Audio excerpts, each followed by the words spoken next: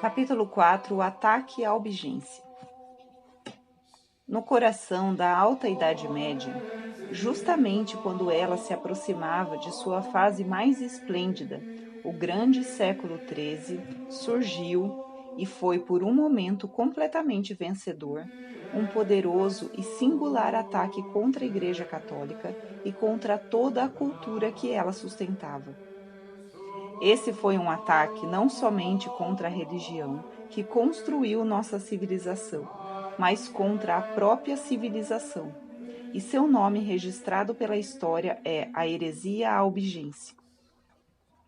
No caso dessa grande luta, devemos proceder como no caso de todos os nossos outros exemplos, examinando, em primeiro lugar, a natureza da doutrina que se punha contra o corpo das verdades ensinadas pela Igreja Católica.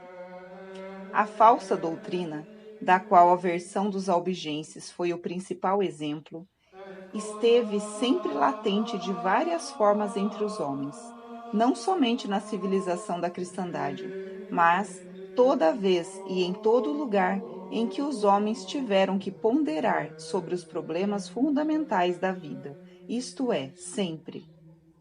Mas aconteceu que essas ponderações ocorreram com efeitos concentrados naquele momento da história. Foi então que as falsas doutrinas que estamos prestes a examinar se sobressaíram de forma mais evidente e podem, assim, ser mais claramente apreciadas. Pelos efeitos que a heresia teve quando esteve no seu ponto mais alto de vitalidade, podemos estimar os males que doutrinas similares ocasionam, seja quando for que apareçam.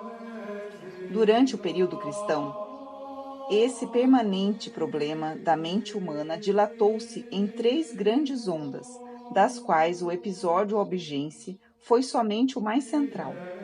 A primeira grande onda foi a tendência maniqueia dos primeiros séculos cristãos. A terceira grande onda foi o movimento puritano na Europa, que acompanhou a Reforma e sua sequela, o jansenismo. O primeiro movimento vigoroso da espécie tinha se exaurido antes do final do 8º século.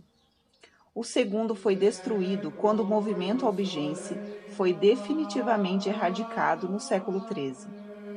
O terceiro, a onda puritana, está somente agora em seu declínio, depois de ter causado um sem número de males.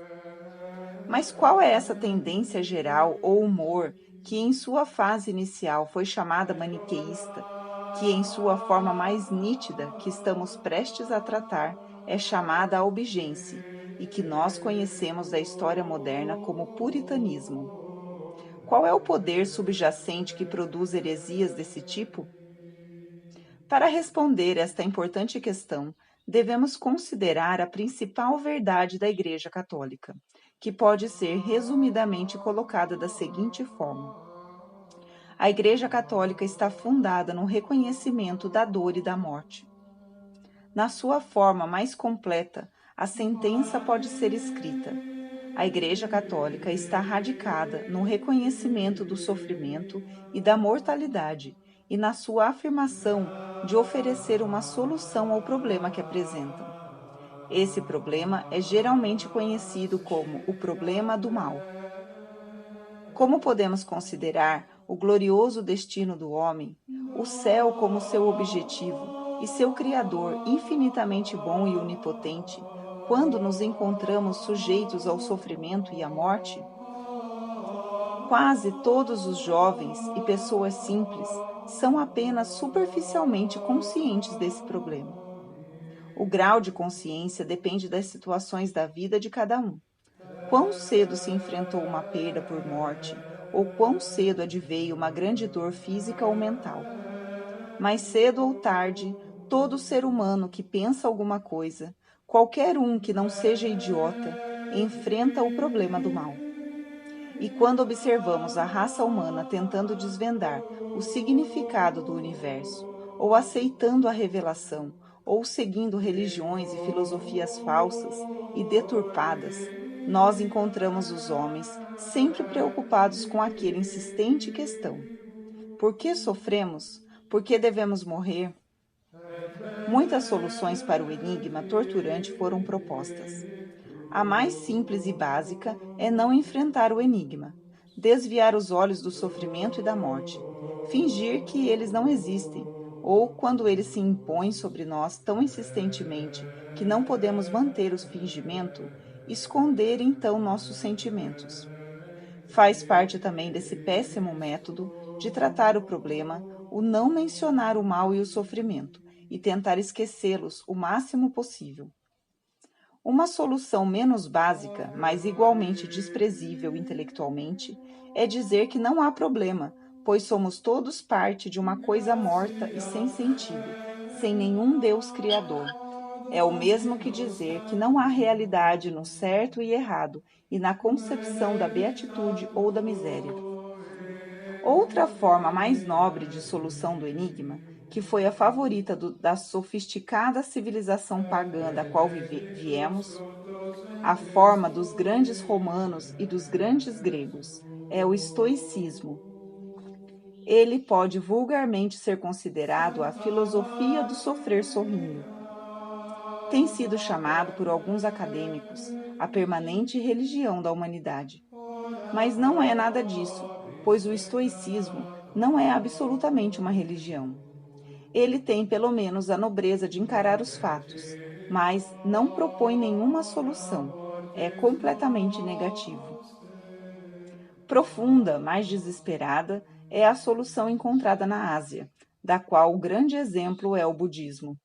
A filosofia que chama o indivíduo de ilusão nos desafia a nos livrarmos do desejo para alcançar a imortalidade e almeja a submersão na vida impessoal do universo. A solução católica todos nós conhecemos. Não que a Igreja Católica tenha proposto uma solução completa para o mistério do mal, pois nunca foi nem a alegação, nem a função da Igreja explicar a natureza integral de todas as coisas, e sim salvar almas. Mas a Igreja Católica tem, para esse problema particular, uma resposta definitiva no interior de seu campo de ação. Ela diz, em primeiro lugar, que a natureza humana é imortal e feita para a beatitude. Em segundo lugar, que a mortalidade e a dor são o resultado da queda do homem, ou seja, da sua rebelião contra a vontade de Deus. Diz que, desde a queda, nossa vida mortal é um sofrimento e um teste, em que, conforme nosso comportamento, recuperaremos, mas através dos méritos de nosso Salvador, a imortal beatitude que perdemos. O maniqueu estava tão estupefato com a experiência ou a perspectiva do sofrimento e pelo apavorante fato de que a natureza estava sujeita à mortalidade, que se refugiou na negação da divindade onipresente do Criador. Dizia que o mal estava em operação no universo tanto quanto o bem. Os dois princípios estavam sempre lutando entre si como iguais. O homem estava sujeito tanto a um quanto ao outro. Se ele tivesse a possibilidade de lutar, que o fizesse do sentido do princípio do bem e evitasse o poder do princípio do mal, mas devia tratar como uma coisa onipotente. O maniqueu reconhecia um Deus mau e também um Deus bom, e sintonizava sua mente a essa espantosa concepção. Tal tendência mental alimentava toda sorte de efeitos secundários. Em alguns homens, essa tendência levaria à adoração do demônio, em muitos à magia, que é uma dependência a algo distinto do próprio livre-arbítrio. Há truques que manifestassem o mal à distância ou o enganassem. Também levava, paradoxalmente, à perpetração deliberada de muitos males, em relação aos quais se dizia que não adiantava lutar contra eles, ou que eles não importavam, pois nós estávamos, de qualquer forma, cativos de uma coisa tão poderosa quanto o poder do bem, e que devíamos agir em conformidade com a situação. Mais uma coisa o maniqueu de qualquer tendência sempre sentiu: a matéria pertence ao lado mal das coisas. Apesar de poder existir mal espiritual, o bem é completamente espiritual. Isso é algo que você encontra não somente nos primeiros maniqueus, não somente no Albigência da Idade Média, mas também no mais moderno dos puritanos remanescentes. Essa característica parece indissociavelmente conectada com o temperamento maniqueísta em suas diversas formas. A matéria está sujeita à corrupção e é, portanto, má. Nossos corpos são maus, nossos apetites são maus. Essa ideia se ramifica em toda sorte de detalhes absurdos. O vinho é mau. Todo prazer físico é mau. A alegria é má. A beleza é má. Os divertimentos são maus e assim por diante. Qualquer um que leia os detalhes da história albigense ficará impressionado com a atitude singularmente moderna desses antigos hereges, pois eles tinham a mesma origem que a dos puritanos que ainda, infelizmente, sobrevivem entre nós.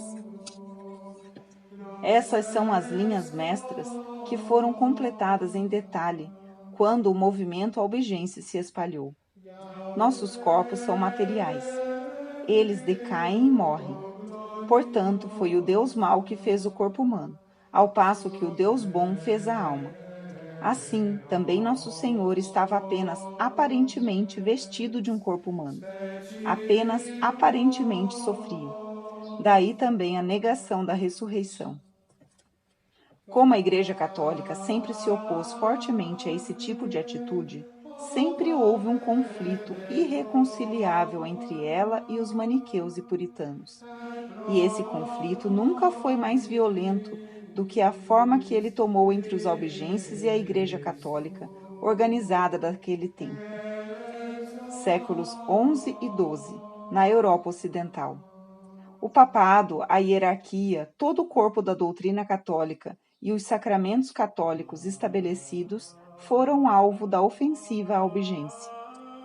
A questão maniqueísta, onde quer que ela apareça na história, surge como algumas doenças epidêmicas do corpo humano. Ela chega e você dificilmente nota de onde. Surge em vários centros, cresce em poder e se torna finalmente um tipo de praga devastadora. Assim aconteceu com a grande fúria albigense há 800 e 900 anos atrás. As origens são obscuras, mas podemos seguir suas pegadas. O século XI, o período entre os anos 1000 e 1100, pode ser considerado o despertar da Europa. Nossa civilização acabava de passar por terríveis provações. O Ocidente foi saqueado. Em alguns lugares, a cristandade tinha quase se extinguido. Por hordas de piratas pagãos vindos do norte, os escandinavos, que só mais tarde foram parcialmente convertidos. Do leste vieram os invasores mongóis, que cavalgaram na direção da Europa, vindos das planícies do norte da Ásia. E havia ainda o grande ataque muçulmano contra o Mediterrâneo, que conseguiu ocupar quase toda a Espanha, dominou permanentemente o norte da África e a Síria, e ameaçava a Ásia Menor e Constantinopla. A Europa estava sitiada, mas começava a afugentar seus inimigos. Os piratas do norte foram vencidos e expulsos. Os recém-civilizados germânicos atacaram os mongóis e salvaram a região norte do Danúbio e a fronteira a leste. Os cristãos eslavos se organizaram ainda mais a leste. Era o início do reino da Polônia. Mas o principal campo de batalha era a Espanha.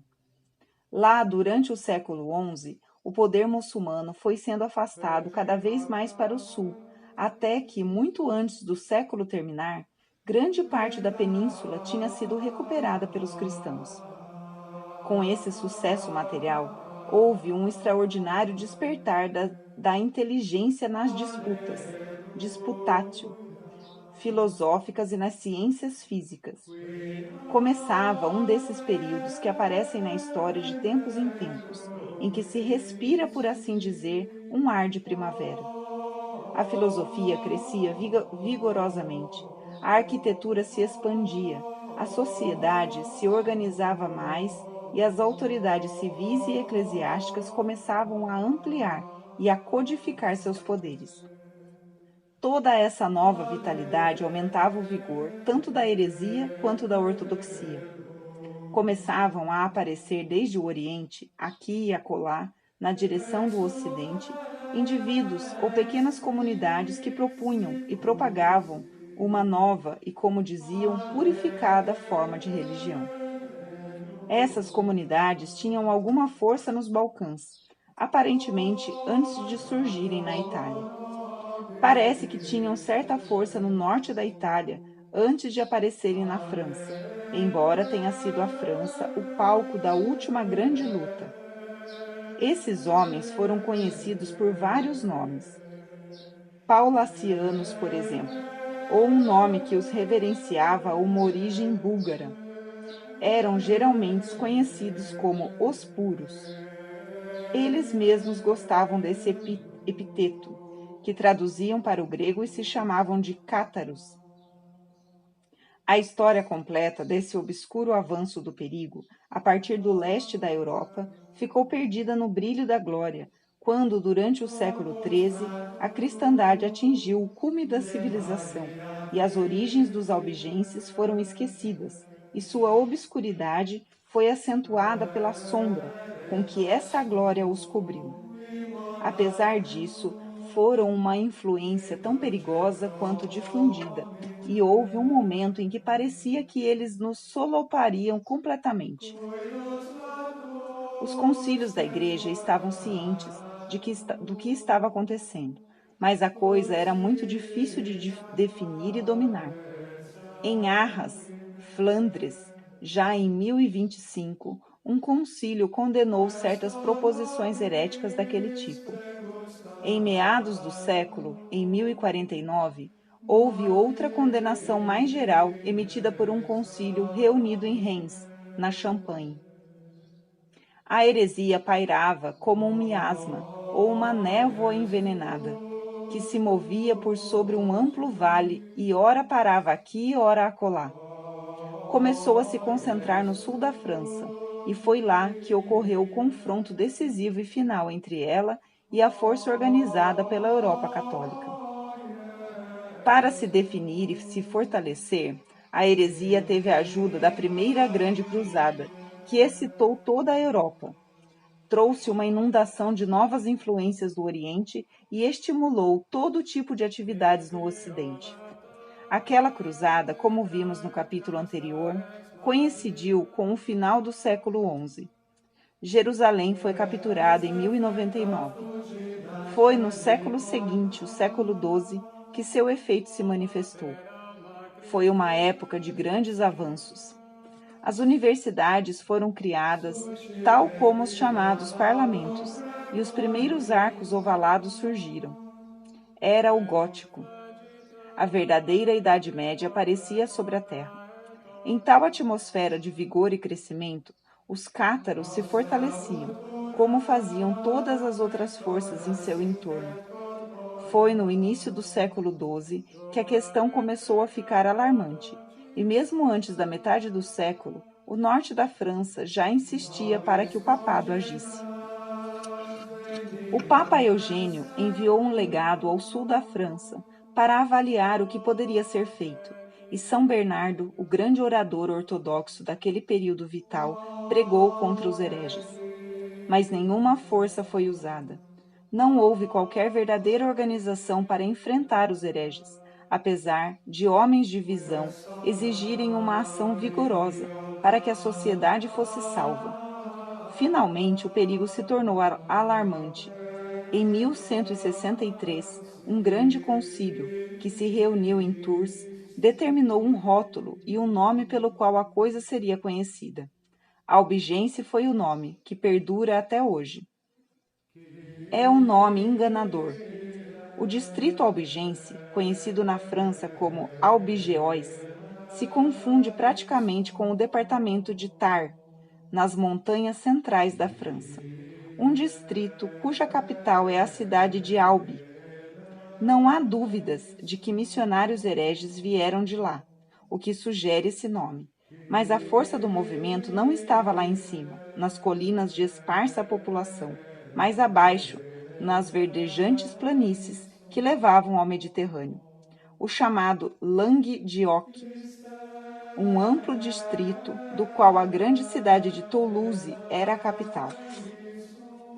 Muitos anos antes do Concílio de Tours ter dado um nome ao agora movimento subversivo, Pedro de Bruys pregava as novas doutrinas no Languedoc, tal como seu companheiro Henrique se espalhava em Lausanne, no que é hoje a Suíça, e depois em Le Mans, no norte da França.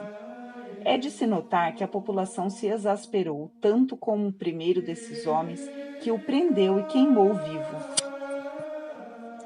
Mas até então não havia nenhuma ação oficial contra os albigenses, e eles ainda puderam desenvolver sua força rapidamente por anos e anos, pois se esperava que as armas espirituais fossem suficientes para enfrentá-los.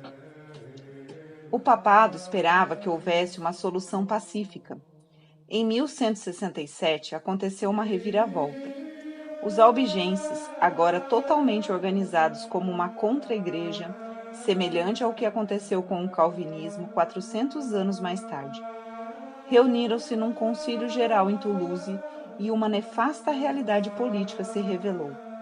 Grande parte dos pequenos nobres que formavam a massa do poder de luta no centro-sul da França e dos senhores de vilas isoladas estava a favor do novo movimento. A Europa Ocidental, naqueles dias, não estava organizada como hoje, em grandes nações centralizadas. Era feudal.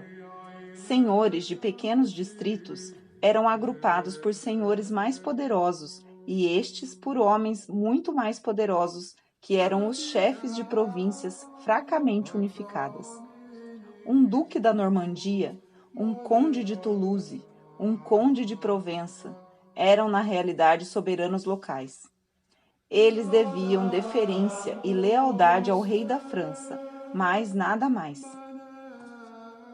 Mas agora a massa de pequenos senhores feudais no sul apoiava o movimento, tal como aconteceu com outros movimentos heréticos que foram apoiados pela mesma classe de pessoas, porque viam nisso uma oportunidade de ganho pessoal às custas das terras da igreja.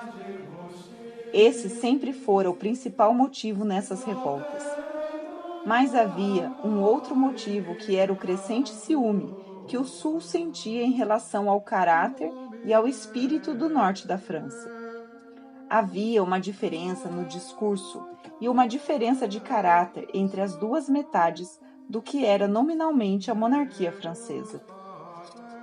O norte francês começava a clamar, uma vez mais, pela supressão da heresia sulista, e assim soprava a brasa. Finalmente, em 1194, depois que Jerusalém tinha sido perdida e a Terceira Cruzada tinha fracassado em recuperá-la, a situação chegou a um impasse. O conde de Toulouse, o monarca local, se juntou naquele ano aos hereges. O grande Papa Inocêncio III finalmente começou a se mover. Já era tempo. De fato, já se tinha quase passado do tempo. O Papa tinha cautelosamente se agarrado a uma amorosa esperança de atingir a paz espiritual pela pregação e o exemplo, mas o único resultado da demora foi que ela permitiu que o mal crescesse a dimensões que punha em perigo toda a nossa cultura.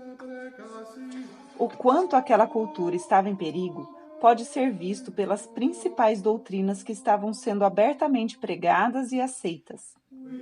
Todos os sacramentos foram abandonados. Em seu lugar, um estranho ritual foi adotado, que envolvia a adoração do fogo, chamado a consolação, por meio do qual acreditava-se que a alma era purificada. A propagação da espécie humana foi atacada, o casamento era condenado e os líderes da seita espalhavam todo tipo de extravagâncias que se podem encontrar, pairando sobre o maniqueísmo e o puritanismo, onde quer que apareçam. O vinho é mau, a carne é má, a guerra era sempre absolutamente má, e assim também a pena capital. Mas um pecado sem perdão era a reconciliação com a Igreja Católica. Os albigenses não fugiam à regra. Todas as heresias consideravam aquele pecado imperdoável.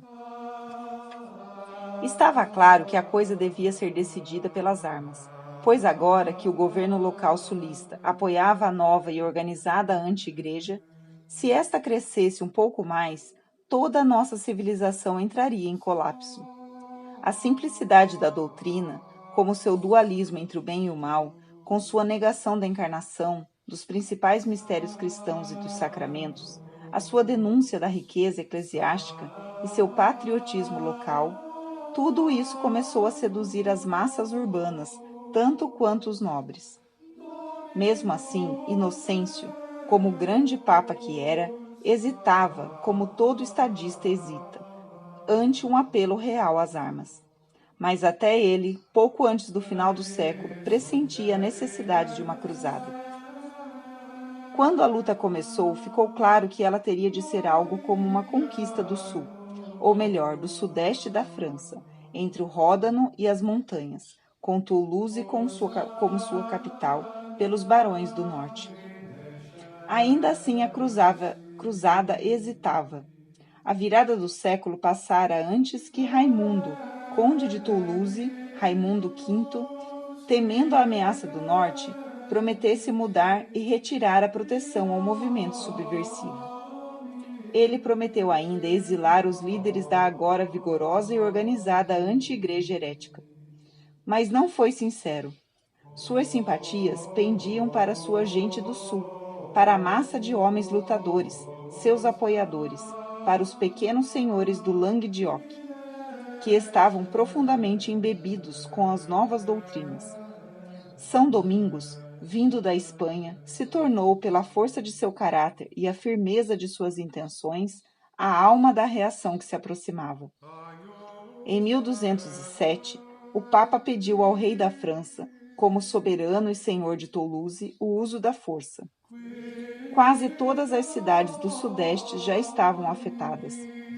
Muitas estavam completamente controladas pelos hereges, e quando o legado papal, Castelnau, foi assassinado, presumivelmente com a cumplicidade do conde de Toulouse, a demanda por uma cruzada foi repetida e enfatizada. Pouco depois do assassinato, a luta começou. O homem que sobressai como maior líder da campanha foi um sujeito não muito importante, senhor muito pobre de um lugar pequeno, mas fortificado, chamado Montfort, distante um dia de marcha de Paris, na direção da Normandia. Podem-se ver ainda as ruínas do lugar, num campo densamente arborizado. Ficam ao norte da principal estrada de Paris a Chartres, sobre uma pequena, isolada e fortificada colina, de onde originou-se o nome Colina Forte, Montfort, e Simão tomou seu nome desse ancestral senhorio. Raimundo de Toulouse ficou perplexo quando a luta começou. O rei da França estava se tornando mais poderoso do que sempre tinha sido. Confiscara recentemente as propriedades de todos os plantagenetas do norte da França. João, o plantageneta rei da Inglaterra, falava francês, como toda a classe dominante inglesa daquele tempo, e era também, sob o rei da França, senhor da Normandia, do Maine e de Anjou, e por herança de sua mãe, senhor da metade da região ao sul do Loire, a Aquitânia. Toda a parte norte dessa vasta processão, desde o Canal da Mancha até as montanhas centrais, passou ao rei da França, quando os nobres ligados a João da Inglaterra conseguiram condená-lo por confisco.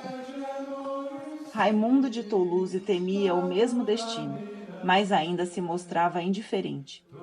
Apesar de marchar com os cruzados contra algumas de suas próprias cidades em rebelião contra a igreja, ele intimamente desejava a derrota dos nortistas. Tinha sido excomungado uma vez. Foi excomungado de novo em Avignon em 1209, o primeiro ano da grande luta. A luta foi muito violenta. Houve brutal carnificina e grandes saqueios de cidades, e já surgia a coisa que o Papa mais temia: o perigo de um motivo financeiro para amargurar a já terrível situação.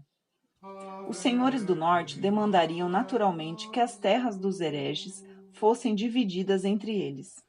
Houve ainda um esforço de reconciliação, mas Raimundo de Toulouse, provavelmente desesperado com a perspectiva de ser deixado sozinho, se preparava para resistir. Em 1207, ele foi declarado fora da igreja e, como João, suas propriedades foram confiscadas de acordo com a lei feudal. O momento crítico de toda a campanha aconteceu em 1213. É provável que as forças dos barões nortistas tivessem sido muito superiores às dos sulistas se Raimundo de Toulouse não conseguisse aliados. Mas 2 anos depois de sua excomunhão final e do confisco, aliados muito poderosos apareceram de repente ao seu lado. Parecia certo que a maré tinha virado e que a causa albigense venceria. Com essa vitória, seriam destruídos o reino da França e a causa católica na Europa Ocidental. Esse espaço de tempo de poucos anos foi, portanto, decisivo para o futuro. Foi nesses anos que a grande coalizão, liderada pelo agora confiscado João e apoiado pelos alemães, marchou contra o rei da França ao norte e fracassou. O rei da França lutou contra grandes obstáculos para vencer a Batalha de Bouvines, perto de Lille, 29 de agosto de 1214.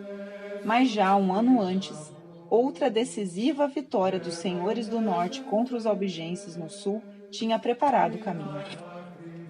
Os novos aliados do conde de Toulouse foram os espanhóis do lado sul dos Pirineus, os homens de Aragão. Havia um grande número deles liderados por seu rei, o jovem Pedro de Aragão, cunhado de Raimundo de Toulouse. Beberrão, mas homem de energia temível, ele não era incompetente ao conduzir uma campanha militar. Liderou algo perto de 100.000 homens por entre montanhas, diretamente para libertar Toulouse. Muré é uma pequena cidade a sudeste da capital de Raimundo, tendo Garona ao norte, a um dia de marcha de Toulouse. O enorme grupo de espanhóis, que não tinha nenhum interesse direto na heresia, mas um forte interesse em enfraquecer o poder da França, estava acampado na planície ao sul de Muré. Contra eles, a única força ativa disponível eram 1.000 homens sob o comando de Simão de Montfort. A relação era impressionante, 1 para 1.000.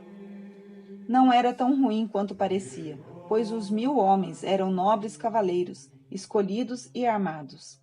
A cavalaria das forças espanholas era 3 ou 4 vezes maior do que isso. O resto da força era de homens a pé, e muitos deles desorganizados. Mesmo assim, a relação era tão discrepante que o resultado foi uma das coisas mais impressionantes da história. Era manhã de 13 de setembro de 1213. Os 1.000 homens do lado católico, divididos em pelotões, com Simão à frente, assistiram à missa montados em seus cavalos. A missa foi celebrada pelo próprio São Domingos. Somente os líderes e algumas outras pessoas puderam estar presentes dentro da igreja, mas através das portas abertas, o resto da força pôde assistir ao sacrifício. Acabada a missa, Simão cavalgou para fora com seu pequeno grupo, tomou a direção oeste e então atacou repentinamente as forças de Pedro, que ainda não estavam preparadas para o ataque. Os 1.000 cavaleiros nortistas de Simão destruíram seus inimigos totalmente. A força aragonesa se tornou uma mera nuvem de homens em fuga, completamente vencidos. O próprio Pedro foi morto. Muré é um nome que deveria ser sempre lembrado como uma das batalhas decisivas do mundo. Tivesse sido um fracasso, toda a luta teria fracassado. A Batalha de Bouvines provavelmente nunca teria acontecido e a monarquia francesa teria sido destruída, dividida em classes feudais independentes de um único senhor. Uma das muitas coisas dolorosas no ensino da história é notar que a importância capital do lugar e da ação que aconteceu lá é raramente reconhecida. Um autor americano fez justiça ao lugar e à ação num livro muito bom. Refiro-me ao livro A Inquisição. do Sr. Hoffman Nickerson, 1923. Não conheço nenhum outro trabalho em inglês sobre o assunto, embora ele mereça destaque em qualquer ensino de história. Tivéssemos perdido Muret, ao invés de termos milagrosamente vencido, não somente a monarquia francesa teria se enfraquecido e a batalha de Bouvines nunca vencida, mas quase certamente a nova heresia teria triunfado. Com isso, nossa cultura do Ocidente teria naufragado. Pois a região sobre a qual os albigenses detinham o poder era a mais rica e bem organizada do Ocidente. Tinha a mais elevada cultura, comandava o comércio do Mediterrâneo Ocidental com o grande porto de Narbona, interpunha-se ao caminho de todos os esforços do norte em direção ao sul, e seu exemplo teria sido seguido inevitavelmente. Contudo, a resistência albigense foi destruída. Os homens do norte venceram sua campanha. A riqueza do sul foi reduzida à metade, e seu poder de revolução foi enfraquecido, frente à agora poderosa monarquia de Paris. Essa é a razão pela qual a Batalha de Muret deve ser considerada, juntamente com a de Bouvines, como a fundação da monarquia, e com ela da Alta Idade Média. Muret abre e fecha o século XIII, o século de São Luís, de Eduardo da Inglaterra e de todo o florescer da cultura ocidental. Quanto à heresia albigense propriamente dita, ela foi atacada politicamente tanto pelas organizações clericais e civis, quanto por meio de armas. A primeira Inquisição surgiu da necessidade de extirpar os remanescentes dessa doença. É significante que um réu que se declarasse inocente bastava para ser absolvido da acusação de heresia, mostrar que era casado. Isso mostra a real natureza da heresia. Sob o efeito dos 3 golpes da perda da riqueza, da organização militar e da perfeita organização política, o fenômeno maniqueísta parecia, depois de um século, ter desaparecido. Mas suas raízes subsistiam no subterrâneo, onde, através da tradição secreta dos perseguidos ou através da própria natureza da tendência maniqueísta, ela ressurgiria em outras formas. Ela espreitava nas montanhas centrais da França e formas de natureza semelhante espreitavam nos vales dos Alpes. É possível traçar uma espécie de vaga continuidade entre os albigenses e os grupos puritanos posteriores, como os dos Valdóis, da mesma forma em que é possível traçar algum tipo de ligação entre os albigenses e as heresias dos maniqueus anteriores. Mas o fenômeno principal, o fenômeno que tinha o nome de albigense, o perigo que provou ser quase mortal para a Europa, tinha sido destruído. A heresia foi destruída a um alto preço. Uma civilização com alto grau de desenvolvimento material foi parcialmente destruída e uma memória de ódio que persistiu por gerações se formou. Mas o preço valeu a pena, porque a Europa se salvou. A família de Toulouse foi readmitida à sua posição e suas possessões não passaram à coroa francesa senão muito mais tarde. Mas a antiga independência tinha acabado, e com ela a ameaça à nossa cultura. Ameaça que por pouco não saiu vencedora.